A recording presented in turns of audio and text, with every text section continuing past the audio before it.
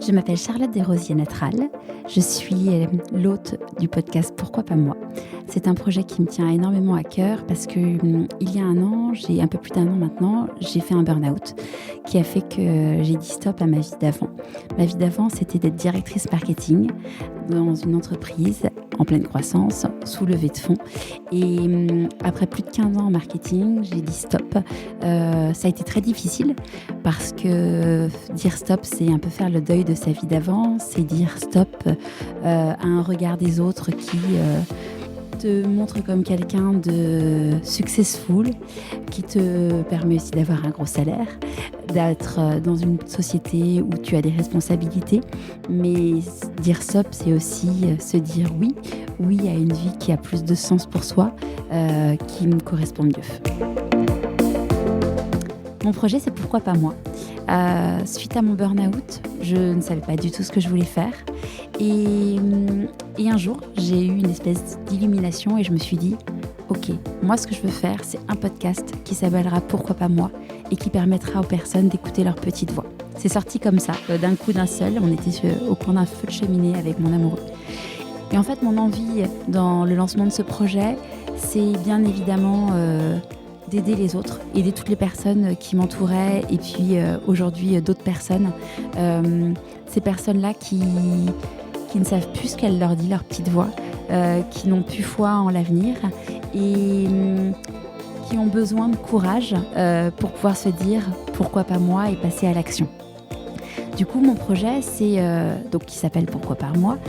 Au début, c'était un podcast où j'interviewais exclusivement des personnes qui avaient réussi, soit dans un changement de vie, soit des personnes qui ont écouté leur petite voix dès l'enfance. Donc, je pense par exemple à des grands sportifs, à un grand pâtissier comme Christophe Michalak. Mais après, en fait, au fur et à mesure du podcast, je me suis dit, j'ai envie aussi d'écouter le parcours de personnes qui sont en train de changer de vie. Parce que finalement, en interviewant ces personnes qui ont réussi, je me rends compte que souvent on oublie le chemin par lequel on est passé et quand on me demande de me raconter mon histoire, même si elle date d'il y a moins d'un an, il y a forcément des choses qu'on oublie. Et donc du coup, j'ai lancé également Pourquoi pas moi en chemin, où j'interviewe tous les 3 mois des personnes qui sont en train de changer de vie.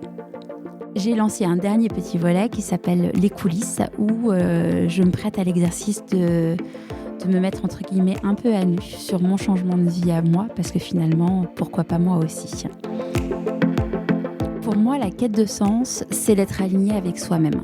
En fait, aujourd'hui, il y a beaucoup trop de personnes qui ne sont pas heureux de se lever le matin pour travailler, mais même heureux tout court de se lever le matin.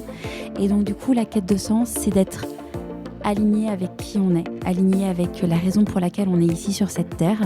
Et ce que je dis souvent, c'est qu'en fait, pour moi, je pense qu'on est tous ici pour une bonne raison, qui est différente pour chacun d'entre nous.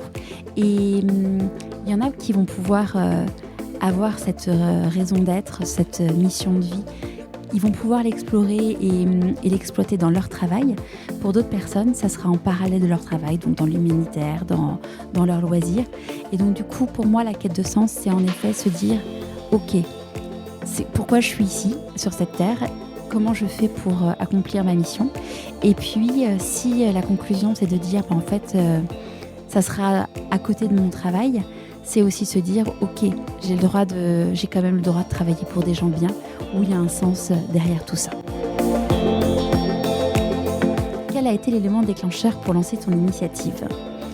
Alors, l'élément déclencheur, clairement, c'est le burn-out. Il y a eu plusieurs étapes. Donc, au début de mon burn-out, j'ai été arrêtée par un médecin généraliste. Je suis allée voir ensuite un psychiatre pour pouvoir avoir un suivi psychologique un peu plus soutenu. La chance que j'ai eue dans cette aventure, entre guillemets, c'est que j'ai jamais eu besoin de prendre des médicaments et je pense que ça permet de s'en sortir quand même plus vite. Ensuite, il y a une phase où, donc ça y est, j'ai arrêté de travailler et je me suis dit, ok, qui suis-je ? En quoi je suis bonne ? Enfin, j'avais perdu quand même totale confiance en moi et puis totale confiance et en foi en moi. Je savais plus qui j'étais. Je savais plus pourquoi j'étais bonne. Je savais plus ce que j'étais très négative, on va dire. Et du coup, je me suis mis en recherche d'une coach.